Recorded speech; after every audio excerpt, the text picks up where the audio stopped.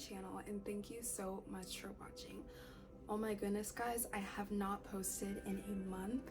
I am so incredibly sorry. The topic that I'm gonna talk about today is something a lot of people are dealing with behind the scenes, and it's really like affecting people's mental health and life in general. And I know it's like relatable on TikTok and people talk about it on TikTok and everyone's like kikiing like ha ha ha yeah, but it's actually ruining your life, and let me tell you how it ruined mine. Today I'm going to be talking about maladaptive daydreaming. So you might not know what maladaptive daydreaming is, so let me explain that to you. Maladaptive daydreaming is also known as excessive daydreaming. It's when an individual's daydreams interferes with their daily life. And in my experience, I think I've had this condition, I guess you can say, for a long time. I don't even remember when it started, but it probably came from like trauma I experienced. It usually comes from trauma people experience, and their only way to survive is to, you know, make up realities in their head or daydream to get away from their current situation. And if you're like watching this video like you're like, oh my god, this is me, like, don't worry, I'm not judging you. I'm in the same boat, I understand, but it's not healthy, it's not positive, it affects your life. And if you're watching this channel, obviously you're into manifestation, and I'm gonna tell you how daydreaming can also have like a positive effect with manifestation and visualization, but it can also have a negative effect. Before we get into how to stop this, or you know, how to tone it down a little bit and like actually be in real life and live in the moment, I'm gonna tell you my experience of when I basically started maladaptive daydreaming. I think it was when I was a child. I had a really big imagination, and I would always like imagine characters that weren't there in real life, but like in my head they were there. So I would just like play with characters I imagine, and every kid does this, that's okay, but it's not okay when that you don't stop doing that and it just forms into maladaptive daydreaming. So yes, ever since elementary school, and whenever I had like traumatic experiences happen to me during like middle school, elementary school, high school, that's what I would return to. So basically that's my experience. It's a lot, but let me tell you basically what like triggered it. Like I said, like trauma, traumatic experiences, but also music. Music was a big thing. Anytime I would listen to music, before I had this, like I would listen to music and be fine. Like I wouldn't imagine anything.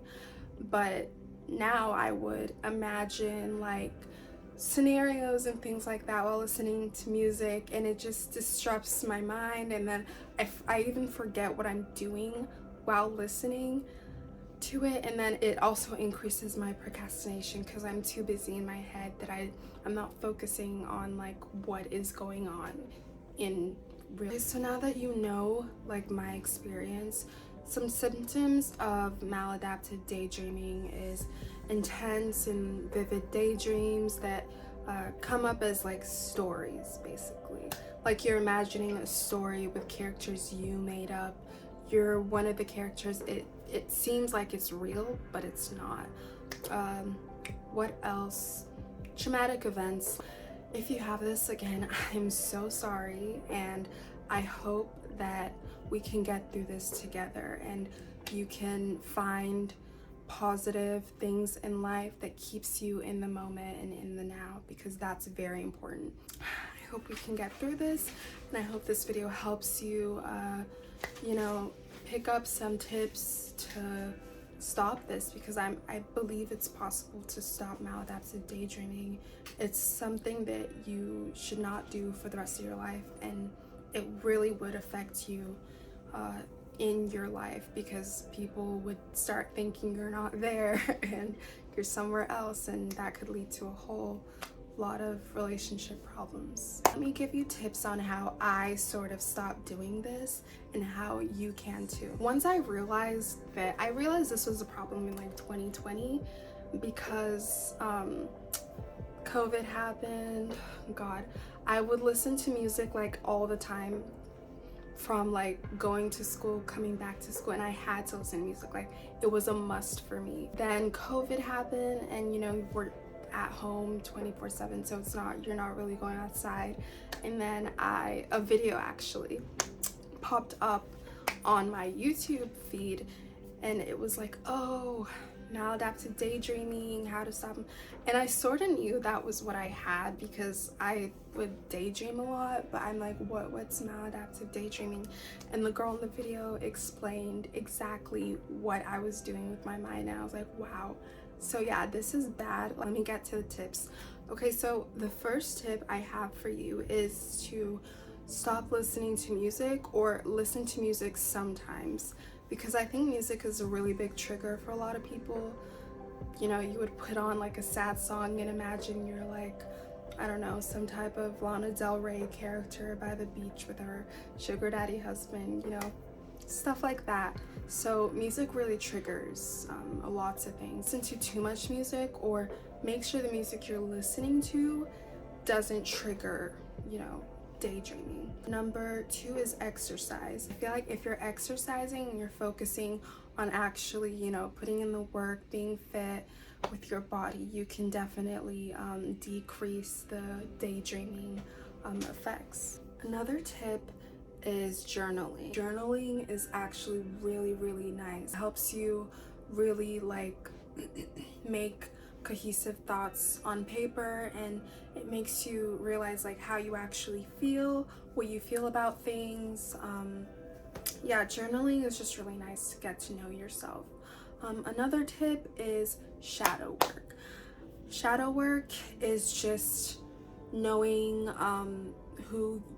knowing who you are subconsciously, unconsciously, subconsciously.